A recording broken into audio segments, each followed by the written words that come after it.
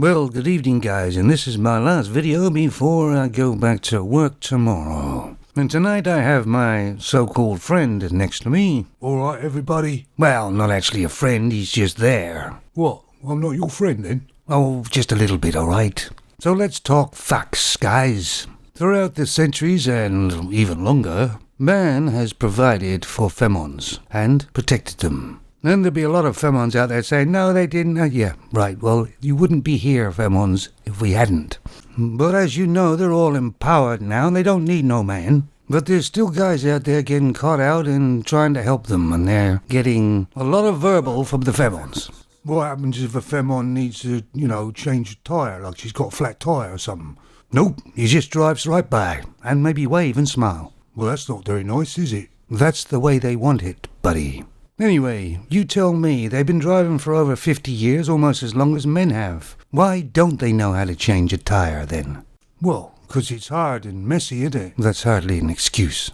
They don't know how to change tyres, a lot of them, because they didn't have to, did they? They got men to do that, as well as checking the oil and the water. Well, now they're going to have to do it themselves. Besides, a flat tyre's not a problem anymore. Over here, we've got the RAC, the AA, and in the US and Western world and Europe, they've got loads of companies that come and change a tyre for you. I believe the last time I heard about a guy stopping to change a tyre for a femon, he changed the tyre for her and then she charged him with sexual abuse or something like that. Well, that's not very nice. You could have gave him at least a couple of bucks. Yeah, sorry, not in their nature. So what would you do if some femon was walking along the street in front of you and she fell over? Well, I'd help her up, wouldn't I? Wrong.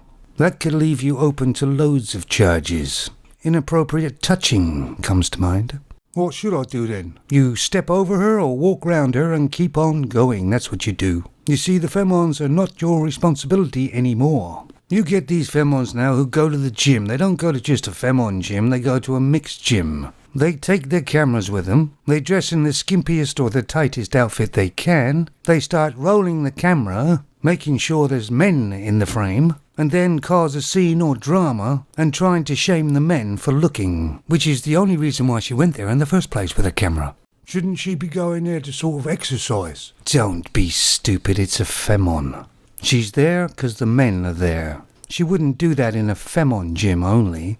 Well, what can guys do about it? Well, they're starting to exercise just at home. Or they're trying to find gyms that just have males in them, like a male-only gym, if that's even allowed now. But of course, when you think about it, us real men, it's very hard. Throughout the centuries and thousands of years, we protected and taken care of femons. So for some men, it's sometimes hard to walk away from the situation. But that's what men must do to stay safe.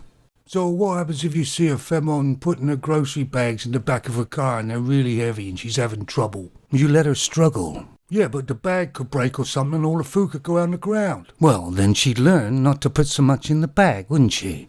Oh, you're a really hard man, aren't you? No, I'm just a quick learner, that's all. Okay, what happens if two femons were sort of fighting in the street? You know, pulling hair and pushing each other and all that sort of thing. That's easy. Stay away. Watch a bit, maybe. Yeah, well, they could hurt each other, couldn't they? I've never seen two femons fighting where they've killed each other. Men, yes, but not two femons. When they realise nobody's going to break them up, they'll stop, don't worry. So you're kind of saying don't help the femons whatsoever, even if their life depends on your help? Of course not.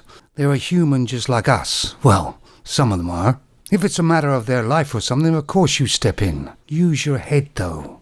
Well, the way you want me to act, it sounds like you want me to act with no compassion whatsoever. Well, you see, that's the trouble. Males do have compassion. Femons don't. And that's what the femons are banking on. You see, they want their cake and eat it too. Well, I don't know. Now you're talking about cooking and cakes, you kind of lost me. You know what? If I could think up a partner like I have done here, I think I'd think up a smarter one than this one. Yeah, well, I'm just your eager self. That's alter ego, dumpy. I may not be real or anything, but I think I'm going to smack you straight in the mouth in a minute. Now, there it is. There's the spice. Well done. Anyway, guys, that's what it is. Don't help femons in any way. You're putting yourself in danger. And don't forget that's what they want. So give them what they want. It's goodbye from Solo Man and, I don't know, you haven't given me a name yet, have you? Let's call ya Bango. Bango? That sounds like some stringed instrument. Well, can you play a stringed instrument? I don't believe so, no. Hey, Broken Nose Bongo, play that instrument. But I ain't got broken nose. Oh, yeah?